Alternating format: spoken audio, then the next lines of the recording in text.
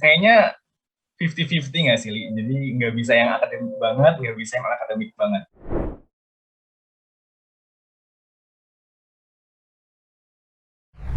Bismillahirrahmanirrahim. Assalamualaikum warahmatullahi wabarakatuh. Selamat pagi, siang, sore, malam, Sobat Edufir Inspiration semua.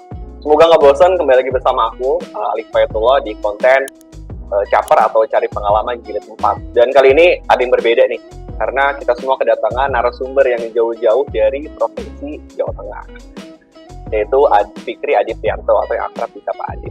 Nah, mungkin izin memperkenalkan sedikit ya, Dip ya. Jadi Adip ini merupakan mahasiswa jurusan Ilmu Ekonomi Fakultas Ekonomi dan Bisnis Universitas Gadjah Mada atau UGM. Dan Adip ini merupakan mahasiswa yang berdomisili di Kebumen, Jawa Tengah. Dan sejujurnya yang menarik dari Adip adalah, menurut aku pribadi, Adip adalah mahasiswa yang mampu ngebalancing atau menyeimbangkan antara urusan akademik dan non-akademiknya. Dan hal ini juga tercermin dari torehan-torehan prestasi akademiknya. Salah satunya yang paling menarik adalah Adip merupakan the most inspiring economic student batch 2020 Fakultas Ekonomi dan Bisnis Universitas Gadjah Mada. Selain torehan prestasi akademiknya, Adip juga aktif di berbagai kegiatan non-akademik, salah satunya di organisasi ataupun kepanitiaan. Adip merupakan Head of Research Division atau Kepala Divisi Penelitian di Economy Study Community, dan Adip juga merupakan staf Kastrat BEM FEB UGM. Dan masih banyak sebenarnya kegiatan-kegiatan non-akademik lainnya. Dan pada kesempatan kali ini, aku juga akan ngajak Adip berbincang-bincang nih seputar tips, atau mungkin ya, mengorek seputar tips gimana nih caranya sebagai mahasiswa ngebalancing antara urusan akademik dan non-akademik. Sebelumnya mungkin aku izin menyapa, apa kabar, Dip? Halo, Li. Baik-baik. Alhamdulillah. Alhamdulillah, sehat ya. Nah, mungkin kira-kira kesibukannya apa nih, Dip? Liburan gini. Masih libur ya, UGM ya? Masih, UGM tuh sampai tanggal 16 Agustus baru masuk. Oh, oke. Ini selama liburan kepanitiaan sih, Li. Jadi ada panitia PPSMB, terus paling itu sih panitia PPSMB aja. Wah, ini definisi libur produktif, walaupun tetap sibuk kayak begini lah ya, kesibukan mahasiswa UGM.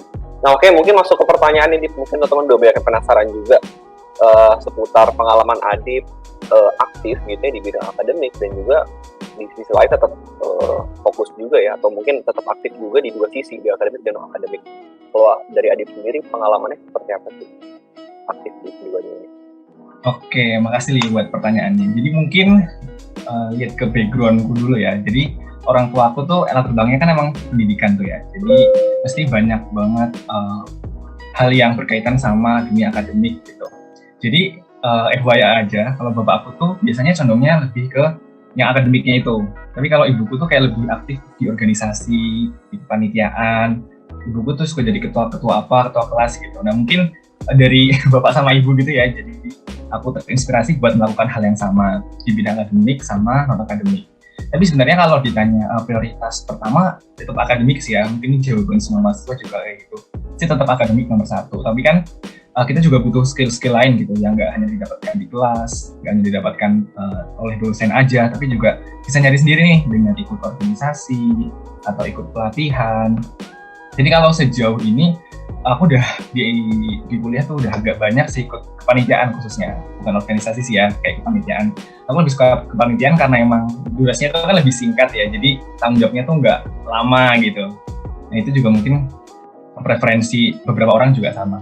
Kalau untuk kepanitiaan aku awal masuk itu udah sempat ikut pemilihan mahasiswa, kemudian ada FSDE itu event terbesarnya Himpunan Mahasiswa Ilmu Ekonomi, kemudian ada lagi apa ya, PPSMB juga, terus ada kegiatan alumni itu yang di akademik, di non akademik. Kalau yang di akademiknya sendiri, alhamdulillah semester 2 sama semester 3 itu masih bisa atau eligible ngambil full SKS atau 24 SKS gitu. Yang mana di FEB UGM kan cukup tinggi ya standar buat ngambil full SKS itu. Tapi alhamdulillah masih dapat gitu sih. Nah ini menarik ya, maksudnya dorongan itu dari keluarga, dari orang tua. Cuma sebenarnya aku pribadi mungkin penasaran juga, kalau dari Adip sendiri ada dorongan dari cutting nggak sih, atau melihat kakak tingkat yang di akademik atau non akademik, atau mungkin mentor gitu, atau mungkin dorongan dari peer, ada peer pressure gitu nggak kalau di kalangan teman-teman atau lingkungan sosial? Oke, kalau dari teman-teman sejujurnya enggak sih. Terus kalau cutting juga sebenarnya nggak ada cutting yang mendorong gitu. Cuma kalau terinspirasi dari cutting jelas ya. Kayak habis scrolling in cutting kan, atau kayak ikut banyak lomba, nilainya bagus-bagus, organisasinya banyak, itu kan juga kayak, wah ini orang kok perfect banget gitu, bisa ikut semuanya, tercover dengan baik. Nah aku kayak, ya pengen gitulah untuk jadi kayak mereka. Walaupun belum sampai sih, masih ya cukup jauh lah mungkin. Oke, tapi menuju jalan sana ya, udah bener ya on track. Oke, mungkin selanjutnya nih, mungkin pertanyaan banyak orang atau mungkin kayak mahasiswa baru, maba-maba ketika dia masuk ke dalam lingkungan universitas atau kampus pastinya punya terpikirkan pertanyaan itu, bagaimana cara menyeimbangkannya. Kalau dari Adit sendiri, pengalaman Adit gitu, kira-kira gimana tuh membagi waktunya, time management dan lain sebagainya, kira-kira gimana penyeimbangkan antara akademik dan non-akademik? Oke, kalau menurut aku sendiri ya, jadi prinsip di hidupku kan aku pengen jadi outstanding wherever I am.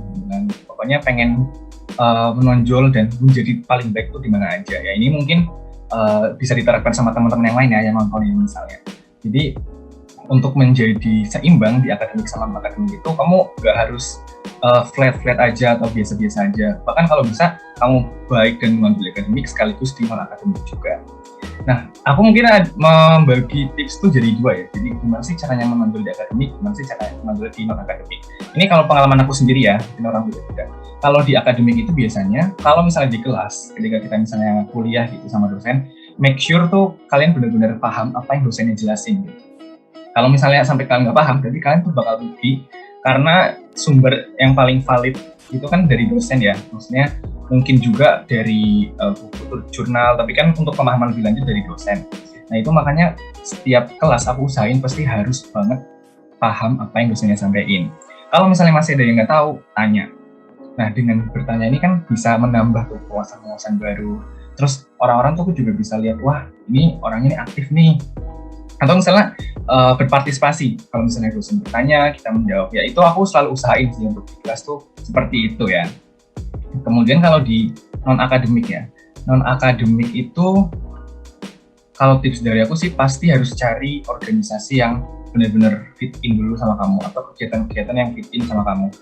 Harus emang ngelakuin atau nyari informasi itu banyak gitu loh, karena kan sebenarnya dunia perkuliahan itu kompleks ya, jadi organisasi itu mungkin nggak sebatas BEM atau MPM atau apalah yang biasanya tuh orang-orang dengar. Nah itu carilah informasi, kalau misalnya kira-kira belum cocok sama kamu, cari yang lain. Coba aja semuanya dieksplor ya. Nanti misalnya kalau sudah bergabung, ya usahakan jalani dengan sepenuh hati gitu. Karena apapun yang dijalani dengan hati itu kan pasti lancar ya. Nah terus kalau misalnya udah dijalani itu ya usahakan memberikan yang terbaik gitu. Sebenarnya tergantung departemen ya. Misalnya aku kan di staf Departemen Kajian dan Riset Strategis ya, mungkin sama kayak Ali juga kan di bidang penelitian. Itu biasanya untuk menjadi terbaik kan kita harus memberikan output yang memang berkualitas gitu ya, yang mungkin dipahami banyak orang, yang mungkin metode penelitiannya bagus.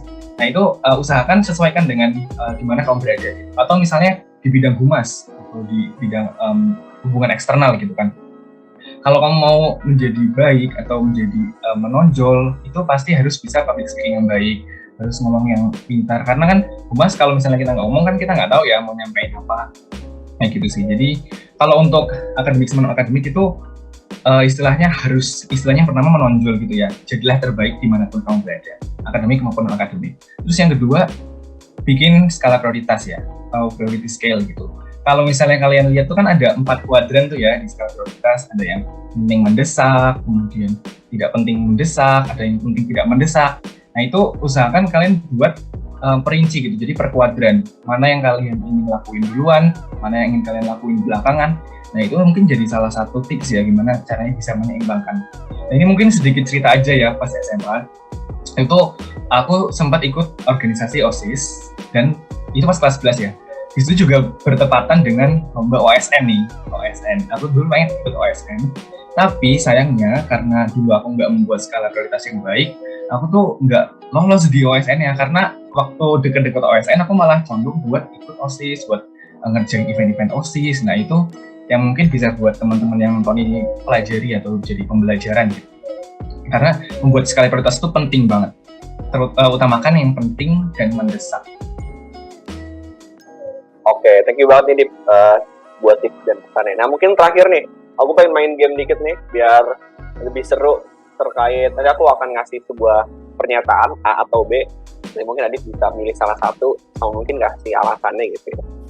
Oke, mungkin pernyataan pertama nih, lebih dalam konteks maba ya, semester 1-2, lebih mending atau lebih baik mengeksplor atau fokus di satu bidang.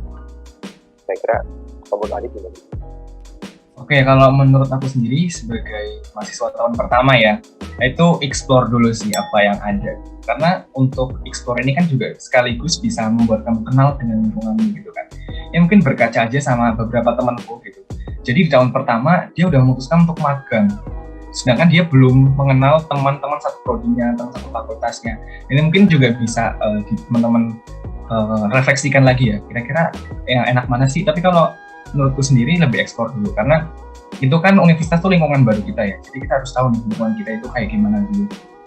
Apakah lingkungannya arahnya ke sini atau arahnya ke situ, itu kan kita bakal tahu kalau kita bakal eksplor ya.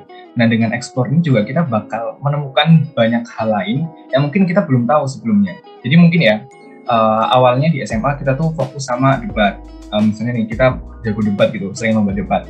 Terus di kuliah ya udah maunya ikut organisasi debat aja. Itu kan mungkin kalau pilihan untuk yang memfokuskan ya.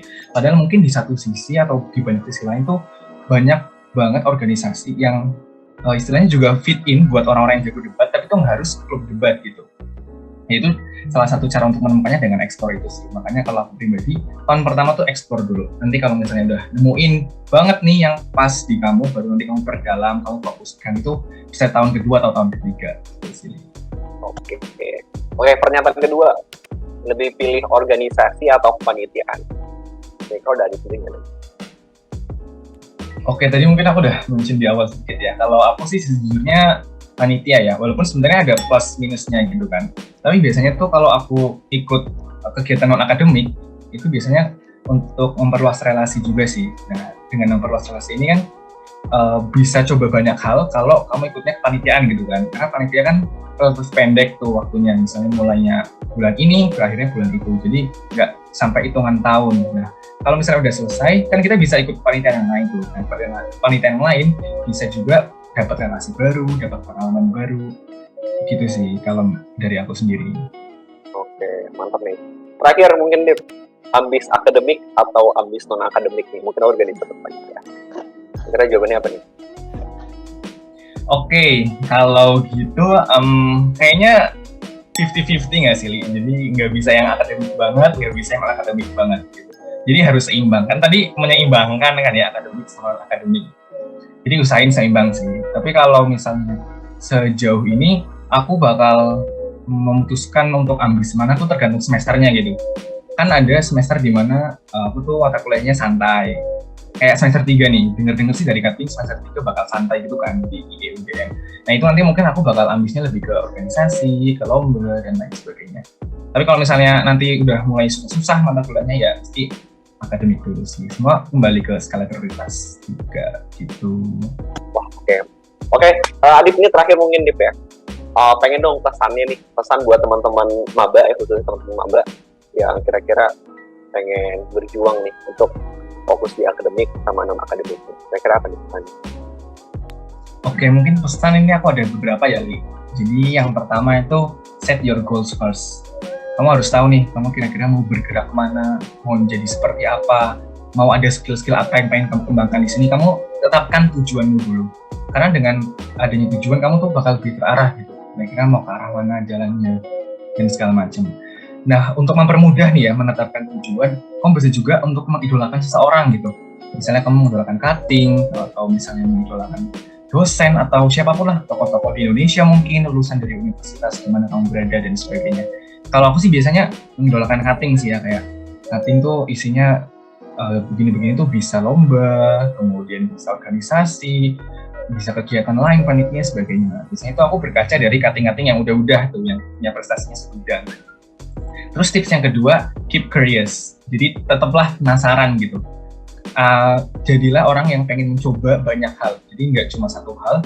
Buatlah dirimu tuh penasaran dengan banyak hal.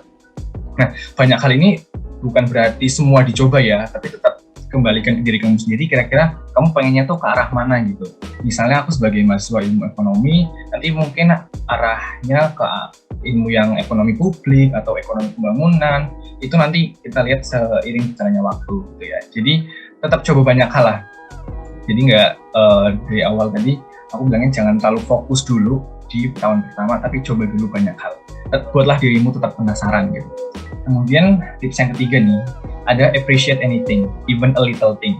Jadi dengan mengapresiasi banyak hal, kamu tuh akan lebih mudah untuk bersyukur gitu. Kamu akan mensyukuri apa yang sudah kamu miliki, apa yang sudah kamu capai, walaupun itu adalah pencapaian-pencapaian kecil. Jadi ya usahakan walaupun kamu mendapat sesuatu yang kecil aja, apresiasi itu, apresiasi diri kamu sendiri karena kamu akan bersyukur dengan itu. Kemudian yang terakhir yang mungkin tadi juga sudah aku sebutin, make priority scale ya, yang ada 4 kuadran tadi. Jadi tetap buat skala prioritas, jadi kamu tuh tahu kamu akan mengerjakan yang mana dulu, kemudian mana yang dikerjakan belakangan, mana yang kamu coba delegasikan ke orang lain dan sebagainya. Jadi itu sih pesan dari aku supaya istilahnya hidup perkuliahan tuh lebih teratur dan sistematis gitu sih. Oke, makasih banyak ya Adip udah menyempatkan waktunya sharing-sharing, nyampein tips dan pesan yang rasanya mahal banget ya buat teman-teman sobat hidup inspiration semua.